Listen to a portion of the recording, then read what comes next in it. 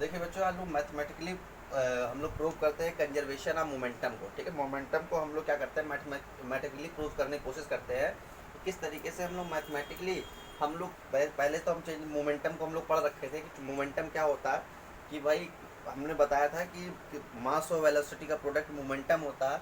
और conservation of momentum के बारे में मैंने बता रखा था, यदि किसी मोमेंटम किसी भी परिस्थिति में क्या होता है कि वो चेंज नहीं होता, वो क्या होता है, जितना मोमेंटम एक के द्वारा ट्रांसफ़र किया जाता है सिमिलरली उतना ही दूसरे दूसरे ऑब्जेक्ट के द्वारा मोमेंटम का गेन किया जाता है। ठीक है, तो हम लोग क्या करते हैं कि हम लोग उसी के बारे में देख लेते हैं। इसमें सबसे पहले क्या होता है, इसको प्रूव करने के लिए सबसे पहले दो बॉडी का होना आवश्यक है।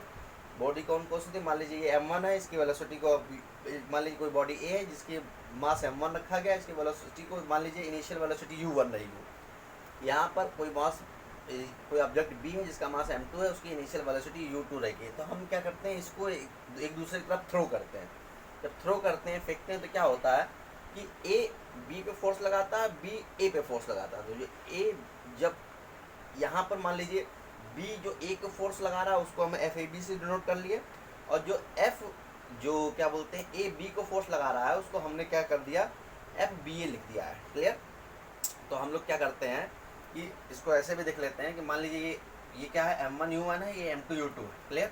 अभी क्या है, ये इसकी तरफ फेंका गया, तो जब ये इसकी तरफ फेंका करेगा तो एक समय ऐसा आएगा कि दोनों ज्वाइन हो जाएंगे। जब दोनों ज्वाइन हो जाएंगे तब क्या होगा कि ये b जो है इस a को फोर्स लगाएगा, तो उसको हमने लिख दिया एफ ए बी, डायरेक्शन इस तरफ की। a b की ओर फोर्स लगाएगा तो उसको हमने लिख दिया एफ बी ए, कि b a को फोर्स लगा रहा है, तो वो क्या हो गया, एफ ए बी की डायरेक्शन इस तरफ की। जब ये टकरा जाएगा उसके बाद क्या होगा, ये दोनों अलग अलग वेलोसिटी, शुरुआत में क्या था u1 और u2 था, अब इसकी अलग अलग वेलोसिटी हो जाएगी। क्या मान लीजिए a की v1 हो गई और b की v2 हो गई। तो ये जो इनिशियल इसका जो फिगर कॉन्सेप्ट है वो आपको बेटा समझना पड़ेगा, इसके बिना समझे आप कोई क्वेश्चन कर नहीं सकते हैं। उसके बाद इसके विषय में थोड़ा हम लोग लिख लेते हैं। ड्यूरिंग कलूजन, जो कलूजन के दौरान जो body A exert a force B है, मैंने बताया जो बॉडी ए थी वो फोर्स जो लगा रही है वो एफ बी ए, बी को लगा रही है तो इसको हम लिख दिए एफ बी ए। अब समझने का मतलब क्या, बॉडी ए बी को फोर्स लगा रही है, तो मतलब क्या, फोर्स किसको लगा, बी को लग रहा है, किसकी तरफ से, ए की तरफ से, तो हमने नाम लिख दिया एफ बी ए। वैसे ही न्यूटन थर्ड लॉ में आपने पढ़ा होगा कि जितना भी फोर्स कोई बॉडी किसी पर लगाती है, सिमिलरली उतना ही फोर्स कोई बॉडी भी उस पर ही लगाती होगी। तो कहने का मतलब अगर ए बी को फोर्स लगा रहा है तो बी भी उतना ही फोर्स उसको ए को लगाएगा। इसका मतलब क्या है कि थर्ड लॉ के अनुसार the body also exert a force, third law के अनुसार बी जो होगी वो बी भी फोर्स लगाएगी, क्या, ए बी जो कि ए पर लगा होगा। ठीक है, इसका मतलब क्या होगा, ए बी को फोर्स लगा रहा है तो यहाँ पे एफ बी ए हो गया, अब बी ए को फोर्स लगा रहा है, इसका मतलब यहाँ पर एफ ए बी। थोड़ा और इसको समझ लेंगे, इसको याद करने का तरीका, ए को फोर्स लगा रहा है तो उसको ए पहले लिख देंगे, कौन फोर्स लगा रहा है, बी लगा रहा है तो उसको बाद में लिख देंगे। ठीक है, वैसे बी को जो फोर्स लगा रहा है उसमें देख लेंगे, बी को फोर्स लगा रहा है, कौन लगा रहा है, ए, तो उसको बाद में लिख देंगे। ठीक है, तो इसको ऐसे याद कर लेंगे, एफ ए बी इसका मतलब क्या है, बी फोर्स लगा रहा है ए को, और एफ बी ए इसका मतलब क्या है, ए फोर्स लगा रहा है बी को। क्लियर।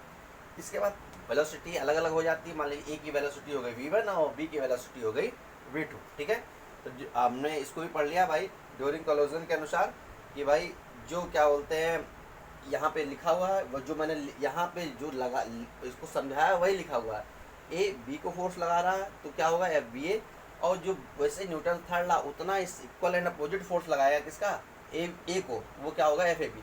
अब दोनों फोर्स आपस में इक्वल होते हैं लेकिन अपोजिट डायरेक्शन में होने के कारण हमने एफ ए बी या बी ए को बराबर तो किया, लेकिन यहाँ पर हमने क्या है माइनस साइन लगा दिया, जिससे कंफर्म हो गया कि भाई ये दोनों फोर्स इक्वल तो लग रहा है लेकिन अपोजिट डायरेक्शन में लग रहा है। तो हम क्या निकालते, इम्पल्स निकाल लेते, एफ ए बी पर कुल कितना इम्पल्स लगा टकराने पर। भाई इसका मतलब क्या है, ये इम्पल्स हम जानते थे कि मोमेंटम का, जब किसी गेंद को हम आगे की ओर फेंकते हैं, ठीक है, जब गेंद को आगे की ओर फेंकते हैं तो क्या होता है, बॉल आगे की ओर जाती है, तो बॉल आगे की ओर जा रही है तब तो वो क्या हो रहा है, मोमेंटम हो रहा है। अब मान ली कोई बल्लेबाज उस बॉल को बहुत तेज़ी से हिट कर दे, ठीक है, तो जितने मोमेंट से बॉल आ रही थी उतने ही मोमेंट से, पर जितना फोर्स और टाइमिंग लगा दें उतने ही मोमेंटम से वो बाहर की, मतलब किसी के द्वारा ढकेल दिया जाए तो वो आपका इम्पल्स हो जाता था। जैसे कैच करते वक्त, जब आप कैच करते हैं तो आप हाथ, जैसे बॉल आप हाथ की ओर आती है आप पीछे की ओर ले आते हैं, ये जो आपका तरीका है, ये मोमेंटम ना, ये इम्पल्स हो जाता है। तो इम्पल्स का मतलब आपको हम पहले भी डेरिवेशन एक क्या बोलते हैं डिफिनेशन में बता दिया गया था इम्पल्स के बारे में। तो जो इम्पल्स है वो क्या होता है, एफ इंटू डेल्टा पी होता है। आप जानते हैं ये कैसे, आपको मैंने बताया था कि जो लगने वाला फोर्स है, आप मोमेंटम से पढ़े होंगे, जो लगने वाला फोर्स होता है वो होता है the rate changement of momentum is equal to, क्या होता है, the rate changement of momentum is equal to applied force. तो ये आपका मोमेंटम का second definition Newton second law से था। तो अगर यहाँ से पी निकालते थे क्या होता है, एफ इंटू डेल्टा टी हो जाता था। ये पी ना रह करके आई हो जाता था, ये आई क्या होता था, इम्पल्स हो जाता था। ठीक है, तो impulse F in I equal to F into delta T. तो ये आप ध्यान में रखेंगे। ठीक है, तो अगर अब देखिए F impulse F A B, क्या आप लिख सकते हैं एफ इंटू डेल्टा टी है। तो चूंकि ए बी फोर्स लग रहा है तो क्या हो गया यहाँ पे F A B into delta T. वो क्या होता है, चेंज मोमेंटम ऑफ ए। अब change momentum of A, momentum में चेंज हुआ कितना, पहले बॉडी का वेलोसिटी क्या थी u1, बाद में वेलोसिटी क्या होगी v1। तो हम अगर चेंज निकालने के, अगर हम निकालने तो क्या होगा, वी एम बाई बाद वाली वेलोसिटी से पहली वाली वेलोसिटी अगर घटा दे तो हमारा क्या होगा, चेंज मोमेंटम निकल आएगा ए का। तो वही मैंने किया कि हमने m1 v1 मोमेंटम क्या होगा, m1 v1 से हमने m1 u1 को घटा दिया। ठीक है, तो इसको m1 v1 minus m1 v1 minus m1 u1 घटा देंगे तो ए बॉडी का चेंज मिल जाएगा। वैसे ही अगर F impulse of B A निकालेंगे तो F B A equal to F into delta T को, तो चेंज मोमेंटम ऑफ बी। तो चेंज मोमेंटम ऑफ बी अगर निकालना है तो बी में पहले था क्या, वेलोसिटी u2 थी, बाद में वेलोसिटी v2 हो गई, जिसका मतलब मोमेंटम में अगर चेंज निकालना है तो क्या होगा, m2 v2 minus m2 u2। तो ये हो जाएगा। अब ये सेकंड, इसको मान लेते हैं फर्स्ट इक्वेशन है, ये सेकंड इक्वेशन है और ये थर्ड इक्वेशन है। तो हम क्या करेंगे, सेकंड और थर्ड इक्वेशन की वैल्यू इक्वेशन फर्स्ट में पुट कर देते हैं। तो हम लिख देंगे put the value of equation second and third in equation first हम रख देते हैं। ठीक है, तो क्या हो जाएगा, अब जानते हैं भाई ये क्या है, ये एफ ए बी है, एफ ए बी इसमें रख देते हैं, ये एफ ए बी की वैल्यू है। तो ये हो जाएगा m1 v1 minus m1 u1।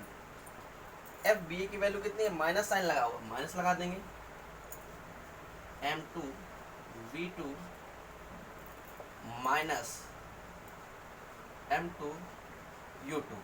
Clear, यहाँ तक हो गया। अब हम लोग क्या करते हैं, इसको थोड़ा सा और सिंप्लीफाई कर देते हैं। m1 v1 minus m1 u1 equal to, minus sign को अंदर ले आते हैं, माइनस अंदर जाएगा तो ये प्लस का है तो माइनस का हो जाएगा, m2 v2 प्लस हो जाएगा ये m2 u2। क्लियर, ये आपको समझ में आ रहा होगा। तो इसको आगे वाले को रफ कर देते हैं। तो इसको हम जब रफ कर देंगे तो हम इसकी आगे वाले का लिख देंगे। ठीक है, अब देखिए क्या करते हैं, इस माइनस को इधर ले आते हैं, इस माइनस वाले, क्योंकि m1 यहाँ v1 v2 को एक साथ ले लेते हैं, u1 और u2 को एक साथ लिख देते हैं। तो क्या होगा कि इसको इस तरफ ले आते हैं और इसको इस तरफ ले आते हैं। तो कहने का मतलब क्या, m1 v1 तो पहले से ही था,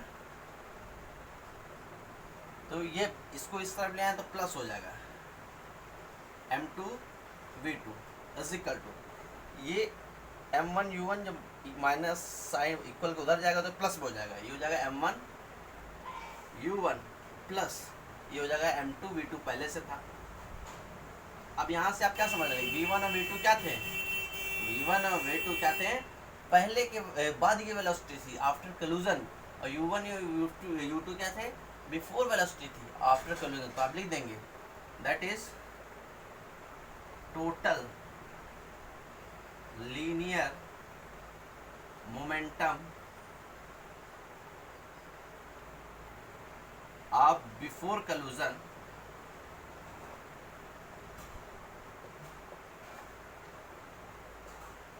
is equal to total linear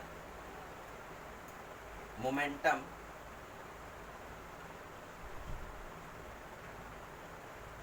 of after collision।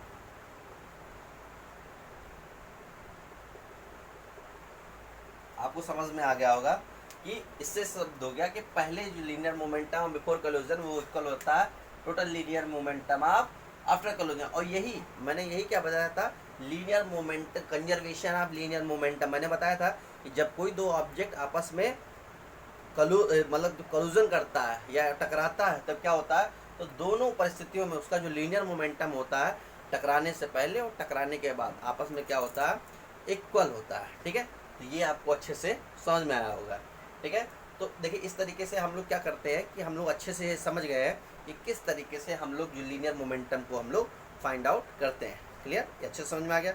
जिन बच्चों ने चैनल को लाइक और सब्सक्राइब नहीं किया प्लीज़ इसको लाइक और सब्सक्राइब कर दें, ताकि जो है हम नई नई जो भी वीडियो डालते रहें उसको आपको पहुँचता रहे। और नोटिफिकेशन जरूर ऑन कर दें। नोटिफिकेशन ऑन कर देने से क्या होगा, जो भी मैं नया वीडियो आपको जाएगा आपको तत्काल दिख जाएगा। ठीक है, तो आप लोग आशा करता हूँ अच्छे से लिख गए होंगे, समझ लिए होंगे। आप इसका स्क्रीनशॉट ले लीजिए और जो है इसको अपनी कॉपी में नोट कर लीजिएगा। और इतना ही परफेक्ट लिखने के लिए होता है किसी भी एग्जामिनेशन में, ज़्यादा लिखने की ज़रूरत नहीं है, लेकिन इतना ही लिखेंगे इतना ही परफेक्ट होता है। ठीक है, किसी भी एग्जामिनेशन में। ठीक है, धन्यवाद।